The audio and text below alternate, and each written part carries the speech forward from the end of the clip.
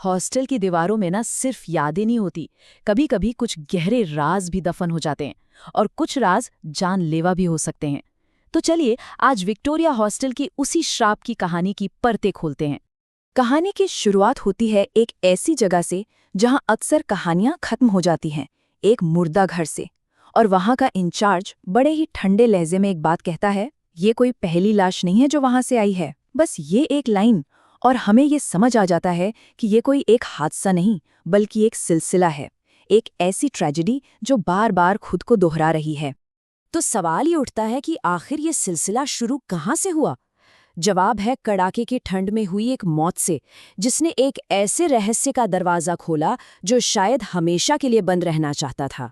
तो केस के सेंटर में है विक्रम सक्सेना, एक नौजवान स्टूडेंट जिनकी लाश विक्टोरिया हॉस्टल के पीछे मिलती है। जाहिर है उनके माता पिता उमेश और अर्चना सक्सेना सदमे में हैं और बस जवाब चाहते हैं। और इन सवालों का जवाब ढूंढने का जिम्मा आता है इंस्पेक्टर कबीर पर, जिनके लिए ये सिर्फ एक केस नहीं बल्कि एक बहुत बड़ी पहेली है। विक्रम के पिता गम और गुस्से में इंस्पेक्टर कबीर का कॉलर पकड़ लेते हैं, लेकिन कबीर एकदम शांत रहते हैं। और वहीं वो एक वादा करते हैं, इस रहस्य को सुलझाने का और जो भी जिम्मेदार है उसे ढूंढ निकालने का, चाहे वो कोई भी हो या कुछ भी।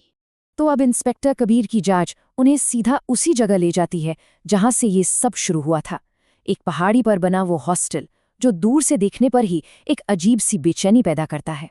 कबीर अंडरकवर जाते हैं एक स्टूडेंट बनकर, और जैसे ही वो विक्टोरिया हॉस्टल पहुंचते हैं उन्हें महसूस हो जाता है कि यहाँ कुछ तो गड़बड़ है। मतलब कौन एक पहाड़ी के बिल्कुल आखिर में, एक खाई के ठीक पास, ऐसी सुनसान जगह पर स्टूडेंट्स के लिए हॉस्टल बनाएगा? लेकिन सबसे ज्यादा चौंकाने वाली बात तो अभी बाकी थी। इस हॉस्टल के ना दो चेहरे थे। दिन के उजाले में ये एक वीरान, एकदम खामोश इमारत लगती थी, कोई हलचल नहीं। पर जैसे ही रात होती थी मानो कोई जादू हो जाता था। हर खिड़की की बत्ती जल उठती, परछाइयां दिखने लगतीं। ऐसा लगता जैसे उस मुर्दा इमारत में किसी ने जान फूंक दी हो। तो कबीर दिन में एडमिशन के लिए पूछने जाते हैं और वहां का चौकीदार उन्हें एक बहुत ही अजीब बात बताता है। वो कहता है, दाखिला लेना है तो रात को आना, दिन में यहाँ कोई काम नहीं होता। ये था इस अजीब जगह का पहला ऑफिशियल नियम। तो कबीर रात में हॉस्टल पहुंचते हैं और वहां उनका सामना होता है 3 अजीबोगरीब नियमों से। और ये सिर्फ नियम नहीं थे, ये एक तरह से डर का प्रोटोकॉल था जो हर किसी को अकेला और कमजोर महसूस कराने के लिए ही बनाया गया था।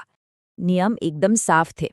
पहला, किसी से बात नहीं करनी है, अपने काम से मतलब रखो। दूसरा, किसी और के कमरे में बिल्कुल नहीं जाना है। और तीसरा, एक बार अपने कमरे में चले गए तो फिर बाहर नहीं निकलना है। मतलब हर नियम एक दीवार की तरह था जो हर स्टूडेंट को दूसरे से अलग रखने के लिए बनाया गया था। कबीर को कमरा नंबर 307 की चाबी और एक फॉर्म दिया जाता है, और जैसे ही वो ये सब लेते हैं, वार्डन और चौकीदार बिना एक शब्द कहे पलक झपकते ही गायब हो जाते हैं, ऐसे जैसे वो वहां कभी थे ही नहीं। अब इस जगह का रहस्य और भी गहरा होता जा रहा था। अब तक जो कुछ हो रहा था वो सिर्फ अजीब था, लेकिन अब वो खौफनाक बनने वाला था, क्योंकि उस रात उस हॉस्टल ने अपना असली चेहरा दिखाया। कबीर अपने कमरे में ही थे कि अचानक कॉरिडोर से एक जोरदार चीख गूंजती है। हैरानी की बात यह थी कि इतनी तेज चीख सुनकर भी किसी और ने अपना दरवाजा तक नहीं खोला। कबीर से रहा नहीं गया। वो एक दरवाजा तोड़कर अंदर घुसते हैं, और अंदर का मंजर, एक जला हुआ कमरा और एक कंकाल। इससे पहले कि कबीर कुछ समझ पाते, पूरा का पूरा हॉस्टल आग की लपटों में घिर जाता है। आग में फंसे कबीर का सामना उसी चौकीदार से होता है, और इस बार उसे देखकर कबीर के होश उड़ जाते हैं। चौकीदार का शरीर बुरी तरह से जला हुआ था। ऐसा लग रहा था मानो वो आग का ही एक हिस्सा हो। जब कबीर मदद बुलाने की बात करते हैं तो वो जला हुआ चौकीदार एक ऐसी बात कहता है जो दिल दहला देती है। वो कहता है, बाबू, मरे हुओं को डॉक्टर की जरूरत नहीं होती। बस इसी एक पल में कबीर को सब समझ आ जाता है कि उनका सामना इंसानों से नहीं बल्कि किसी और ही चीज से हो रहा है। तो आखिर इस हॉस्टल की असली सच्चाई है क्या? इसका जवाब आज से 4 साल पहले की एक रात में छिपा हुआ है। तो हुआ ये था कि 4 साल पहले विक्टोरिया हॉस्टल उस इलाके का सबसे मशहूर हॉस्टल हुआ करता था। लेकिन फिर एक नए बिल्डर ने पास में ही उसी नाम का एक और हॉस्टल खोल दिया और कंपटीशन शुरू हो गया। जब विवाद बहुत बढ़ गया तो उस नए हॉस्टल के मालिक ने एक भयानक साजिश रची। उसने एक लड़के को स्टूडेंट बनाकर कमरा नंबर 307 में भेजा। उस लड़के ने रात में चुपके से सारे कमरों को बाहर से बंद कर दिया और पूरे हॉस्टल को आग लगा दी। उस आग में सभी स्टूडेंट्स, वार्डन और चौकीदार सब जिंदा जल गए। लेकिन उनकी मौत के साथ कहानी खत्म नहीं हुई, बल्कि उस आग ने एक श्राप को जन्म दिया। एक ऐसा दुष्चक्र जो कभी खत्म नहीं होता और हर रात खुद को दोहराता है। तो ये श्राप आखिर है क्या? ये उन सभी लोगों की आत्माओं का श्राप है जो उस रात मारे गए थे। वो आज भी उसी आग में फंसी हुई हैं, अपनी मौत को हर रात दोबारा जीती हैं। और शायद इसीलिए हॉस्टल में आने वाले हर नए मेहमान में उन्हें अपना कातिल नजर आता है।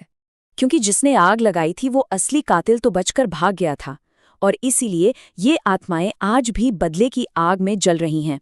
वो हर नए मेहमान के साथ अपनी उस दर्दनाक मौत को दोहराती हैं, इस गलतफहमी में कि वो अपने हत्यारे को सजा दे रही हैं।